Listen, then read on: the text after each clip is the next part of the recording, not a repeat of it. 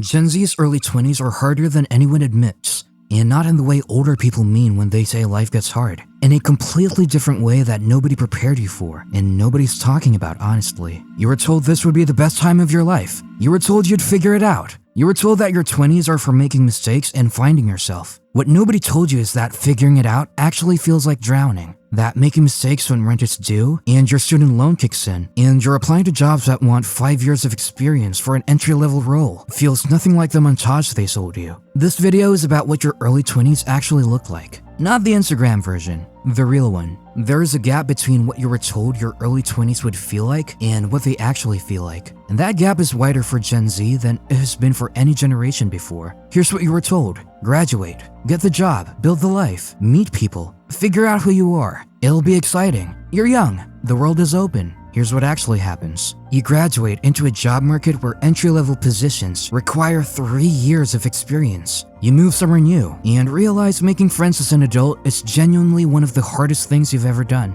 You scroll through Instagram and see people your age who seem to have it completely together, and you can't figure out what you're doing wrong. You're tired in a way you can't explain. Not physically tired, something deeper, like you've been running a race you didn't sign up for, and you're not even sure what the finish line looks like anymore. That gap between what was promised and what actually arrived is real. And pretending it doesn't exist is exactly why so many people in their early 20s feel like they're failing at something everyone else seems to have figured out. They haven't. They're just not talking about it. Here's the specific thing making all of this worse. Gen Z is the first generation to go through their early 20s with a live feed of everyone else's highlight reel running in their pocket 24 hours a day. At 22, you open Instagram and see someone from your high school buying their first car. You open LinkedIn and see someone your age getting promoted. You open TikTok and see a 23-year-old talking about the business they built. And your brain does what brains do. It compares. And the comparison is always the same. Their best moment against your average Tuesday. That comparison is destroying an entire generation's ability to feel okay about where they are. Because the timelines people feel pressure to hit by 25, stable career, relationship,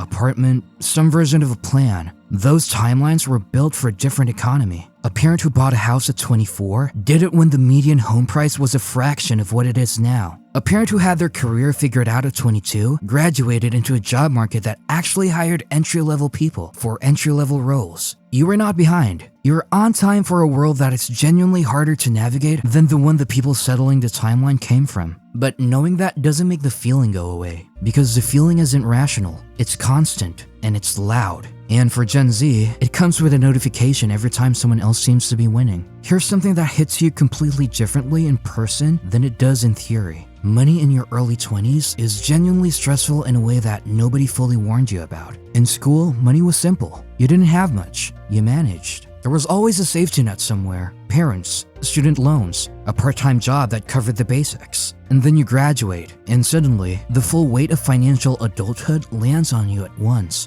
Rent, utilities, groceries, health insurance, student loan repayments, a phone bill, transport. All of it hitting at the same time on a salary that was supposed to feel like a lot, but somehow never is. The average Gen Z graduate earns about $55,000 a year. After tax, that's roughly $3,500 a month. In most major cities, rent alone takes $1,500 to $2,000 of that. Before you've eaten, before you've paid anything else, before you've saved a single dollar. The math is tight in a way that makes you feel like you're doing something wrong, even when you're doing everything right. And here's what nobody talks about: the psychological weight of that tightness. The way it sits in the back of your mind constantly. The way a car breakdown or a medical bill or one unexpected expense can derail an entire month. That low-level financial anxiety is running in the background of almost every decision you make in your early 20s. And it's exhausting in a way that is invisible to anyone who isn't living it. Here's something almost nobody says out loud. Your early 20s can be the loneliest period of your life. Even if you have people around you, even if you're not technically alone. In school, there was a built-in social structure. You were surrounded by people your age, going through the same thing at the same time.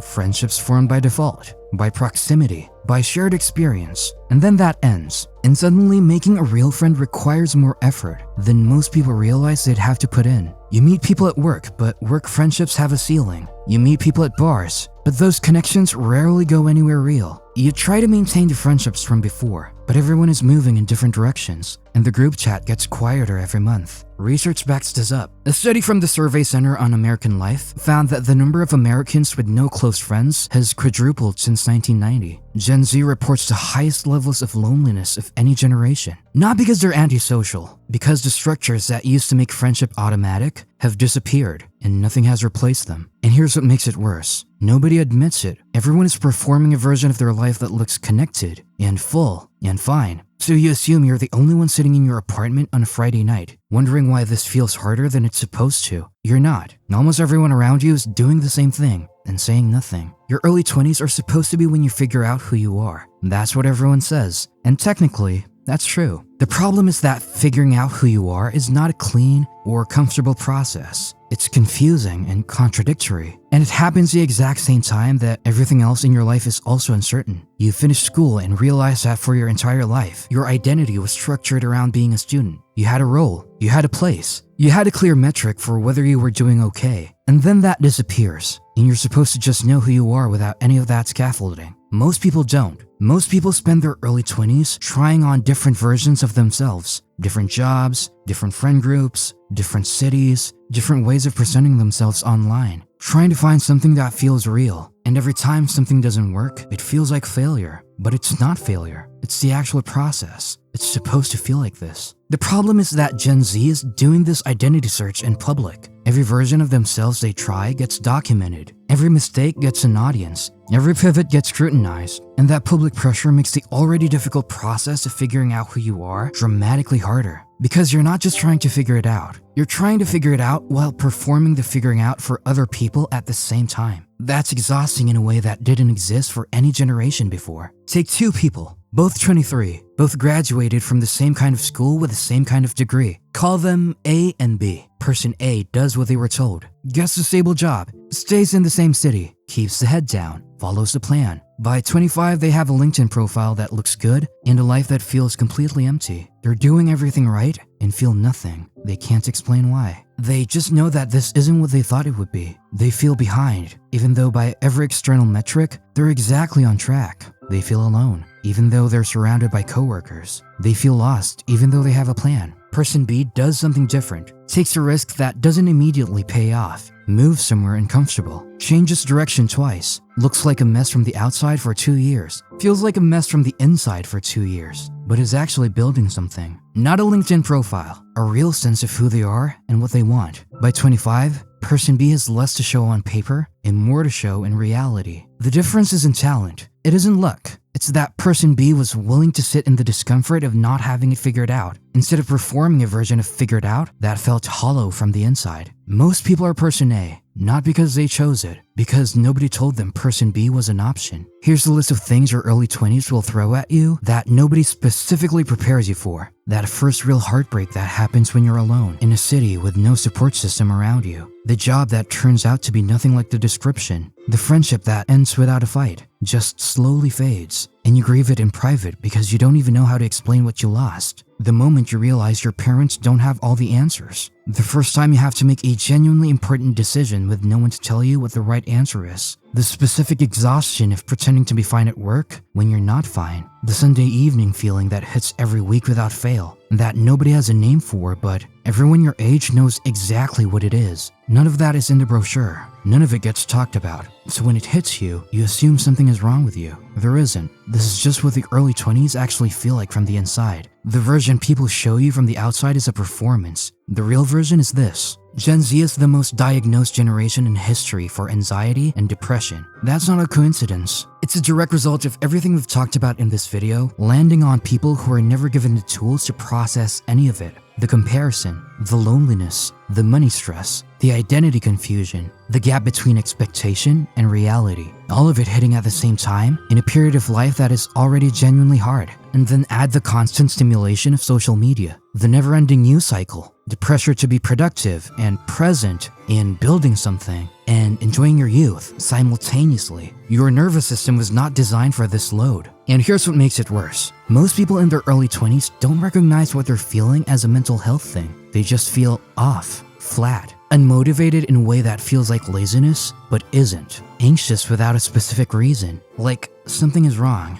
but they can't name it, so they don't talk about it. They assume it'll pass. They push through. And sometimes it does pass, and sometimes it doesn't. And either way, they spend months or years carrying something they never needed to carry alone. Talking about this doesn't make you weak. Recognizing that this period is genuinely hard on your mental health is not a sign that you can't handle life. It's just accurate. Inaccuracy is the only place anything useful starts. Most people watching this will nod along and then go back to exactly what they were doing. That's true. That's what happens with most content. You feel seen for 3 minutes and then the feeling fades and nothing changes. But some of you are watching this at a specific moment. A moment where something isn't working and you can't figure it out what it is. Where the gap between where you thought you'd be and where you are feels wider than it should. Where the loneliness is louder than usual and the comparison is sharper. And the Sunday feeling hit harder this week than last week. This video is for you. Not to fix it, not to give you a 5-step plan, just to say, this is real. What you're feeling is real, and it doesn't mean you're failing. It means you're in the middle of something genuinely hard that nobody prepared you for, and that almost everyone around you is also in the middle of, and not saying. Gen Z's early 20s are harder than anyone admits. That's not an excuse. That's just true. The timelines are broken. The structures that used to make this easier don't exist anymore. The comparison is constant and louder than it has ever been for any generation. The loneliness is real, even when you're not alone. The identity confusion is real, even when you look like you have it together. All of it is real. And here's the one thing worth holding on to. The people who come out of their early 20s with something real, not the Instagram version, the actual version, they're the ones who stayed in the discomfort long enough to actually figure something out, who didn't perform their way through it, who let it be as hard as it actually was instead of pretending it wasn't. You don't need to have it together by 25. You need to be honest where you actually are. That honesty is the only foundation worth building on. Everything else comes after that.